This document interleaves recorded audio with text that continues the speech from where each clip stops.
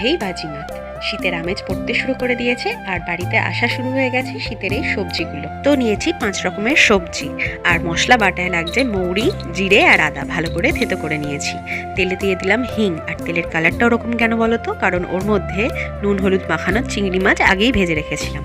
তো থেতো করা মশলা হিঙের পরে দিলাম, দিয়ে সর্ষের তেলে ভালো করে সব কিছু ভেজে রেজে নিয়ে ওপরে সবজিগুলো দিয়ে দিলাম।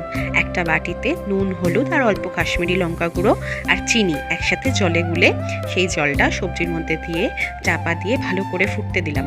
বারবার ঢাকা খুলে ভালো করে নেড়ে নেড়ে দিচ্ছি, আর সবজির ম্যাক্সিমাম জলেই পুরোটা সেদ্ধ হয়ে যাচ্ছে।